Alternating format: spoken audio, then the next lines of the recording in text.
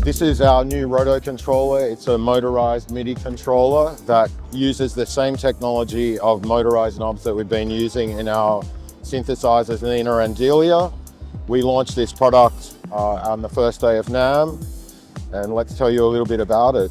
It has 8 motorized knobs and 8 assignable buttons.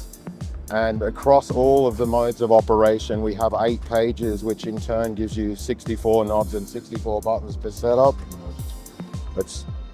The device itself has 3 main modes of operation: a MIDI mode, a plug-in mode, and also a mix mode. The MIDI mode is like a traditional MIDI controller where you learn the CC and the channel. The plug-in mode and the mix modes are more Ableton integrated and dedicated. So we'll step into MIDI mode first, just to give you an idea. You can see that when we enter a setup, all the windows are populated and we have most of our knob assignments in place already. If we wanted to add a new assignment or learn something, it's as simple as finding a position you would like to learn, pressing the learn button, tapping the knob you'd like to learn, and then the instrument or the ROTO-CONTROL will ask you for a CC and a channel. We also have the ability to change the color, and as quick as that, it's learned the knob. And if we want to customize that further, we have our Roto Setup app, the companion app for Roto-CONTROL. So we can step into there now and change the name, for instance. We'll call that noise. And straight away that noise change goes to the label on the Roto-CONTROL. We can also adjust the haptics and the way the knob responds and behaves. Right now it's just a standard potentiometer with end stops, but we can make that into a step switch. To do that, we just click the step button and assign the amount of steps we have. And just like the fine and coarse tuning on our Nina and Delia synthesizer, that is now changed to a 5-position switch. And if I press the select button, you can see that these all represent the setups that you can store on the device. You can have up to 64 MIDI setups, each with 128 parameter assignments. So you can start to use this device in your live sets with hardware. It also works with software. You could use it with DAWs aside from Ableton Live. It allows you to just do the standard MIDI learn and then build your own sets based on what you do and how you perform. Next, we'll take a look at mix mode. Mix mode is Ableton dedicated, so we'll jump into Ableton Live. And straight away you can see that the names of all the channels and the colors of the tracks themselves are represented straight away on the Roto-CONTROL. And this will also take up to 64 channels. And we can skip through the pages quite quickly, and you'll see as we change pages, the knobs are snapping to position to represent the volume or send levels. Additionally, we can change what the knobs and buttons are doing in mix mode. So by default, they are assigned to volume and track on and off, or track activate. So the buttons are turning the tracks on and off, and the knobs themselves are currently controlling the volume. If we wanted to change that control, we simply press select, and I can change to pan, and I can change to solo. Now we're soloing the tracks, and the adjustments of the knobs are all reflecting or all changing the pan. We also have like a channel focus. So when I press function, we now have control over the volume pan and the sends on the particular channel. And we're also touch sensitive. So as we skip around the knobs themselves, we're moving between the tracks. We have the ability to also see all the sends and returns on a single track. And we also have a dedicated Ableton transport mode with all the expected, all the usual suspects you'll find in there, play, stop, and so on. Then the other mode we have is called plug-in mode. It too is integrated with Ableton Live. So let's enter that. I press plug-in. And right now on the selected track, there's no plugin. So when I select a track with a plugin, let's jump to lead 303. And you can see that the plugins are straight away represented on the device. This plugin in particular, Acid V, has already been learned. So lots of the assignments are in place. But you'll see if I press select, it brings up a list of the active plugins on that track, so I can change now to another plugin, and straight away the learn values appear again.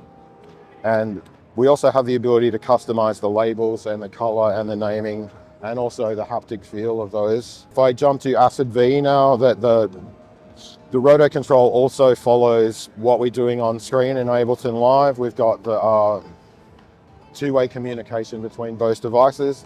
And if I was to change one of the values here using the mouse, you can see that it's reflected on the device itself. So we'll jump back to 1. We'll jump back to mix mode.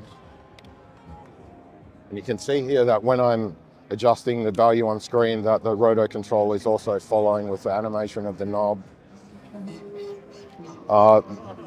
In short, that's kind of an oversight of how it works. In MIDI mode, we also have we have motion recording. So if I jump back into MIDI mode quickly, hit MIDI, and then use the transport control, you can see here, this is how we do the motion recording. You have the first 8 knobs are assignable to motion recording, and they'll also be saved with the preset. So to record motion, we simply hit record. The last save set is already here. If I wanted to add some more, it's as simple as pressing record and loading that in. And that's now animating external hardware, another DAW, whatever you like, essentially. In terms of this working with Ableton Live, the motion itself is usually set within the Ableton Live program. So this is different and doesn't quite work. It's on sale as of next week. The price here in the US is $419. And I believe our price in Australia is around $619. Don't quote me on that though. Okay, thank you. Hey everyone, this is Shimmy from Korg. We're at NAMM Winter 2025, checking out the Korg Multi-Poly. We're very, very excited about the synthesizer. We have it in 3 formats: the module format, the keyboard format, and then also the native software. What makes this thing cool is on the surface, you take a look at it, it is clearly inspired by the mono-poly of Korg past, so definitely coming from the analog synthesizer tradition, but it is anything but. It is a fully loaded, fully digital, 4 oscillator per voice, 4-layer multi-timbral, dual filter, 5 LFOs, 4 envelopes, and just a whole lot more. Incredible effects, and it sounds absolutely amazing. The cool thing about this is the voice cards are actually modeled in the style of an analog synthesizer. So there are little discrepancies from note to note, which us analog heads, we love. And the coolest thing is this layer rotate mode, which kind of takes inspiration from the original mono-poly in the sense that each and every note can be a completely different sound. So that's my 2 cents on this. I think it's a really cool synth. If you're coming from the mod wave, you'll be right at home with the modulation section, motion sequence 2.0, and yeah, it sounds wonderful. Hi, I'm Jamie Bullock from Rhoades Music. We're here, NAMM 2025, and this is our latest and greatest, the Rhoades MK8 effects with MIDI control. So now you can control all of your plugins or synthesizers in addition to having a real Rhoades piano under your fingers. So currently I have the Rhoades dialed in, the sound that you know and love. But if I wanted to, I could add a plugin. So here we have piano. I'll take the Rhoades out for a moment, and now you have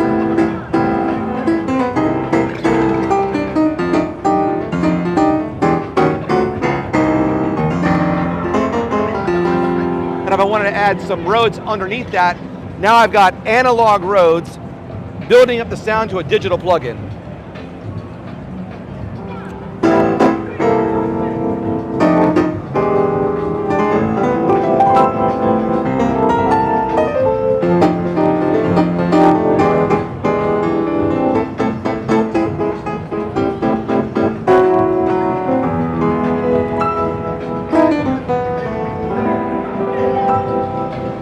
As you can see, in addition, if I wanted to try out another plugin, I'm going to dial in a synthesizer here so you can hear polyphonic aftertouch.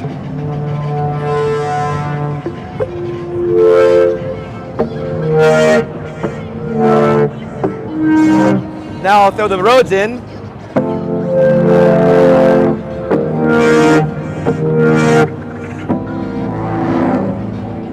Yeah. So this is the first time I believe that a Rhoades piano with MIDI has polyphonic aftertouch as well. So that's a game changer in the MIDI world, of course. And you can have it, of course, in any look that you want. This is our deluxe model, walnut shell, smoke lid. You can see the Rhoades mechanics inside, as well as hear all the sounds that the analog Rhoades can make, in addition to any sound you want to put on top of it. What's up, you guys? I'm V Fresh. I'm here representing Korg, demoing this product here, the Korg Handytraxx, which is a portable-list DJ turntable-list dream. It is very light. We can take this anywhere. What's very unique about this, it's battery powered. It takes 6 AA batteries. You can also plug this in. What's also very interesting and fun about this guy is when we get some records, there's a built-in loop feature here. And actually I'll demonstrate how I could create a loop here.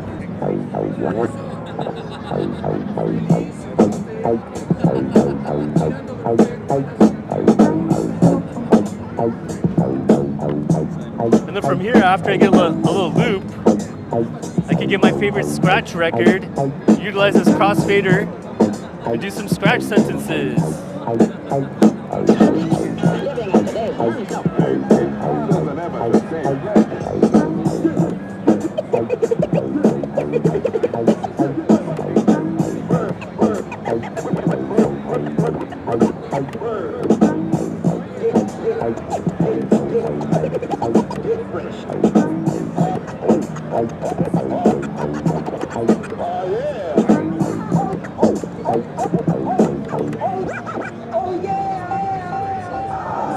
Right here at the end here, there's a delay pedal. We have a delay here, delay feature, where we can turn our delay on and off. There's different feedback features.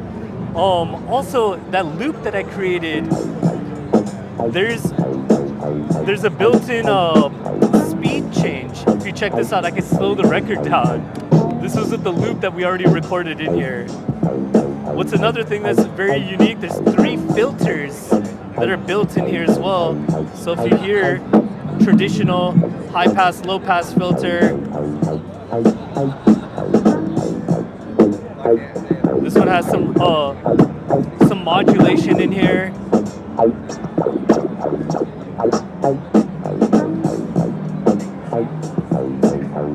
This one has some resonance. You can hear the resonance.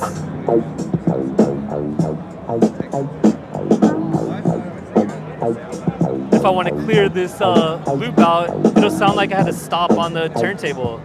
If you heard that. So now this just got cleared out. And we have the ultra pitch on here, so you can slow down your record and speed it up.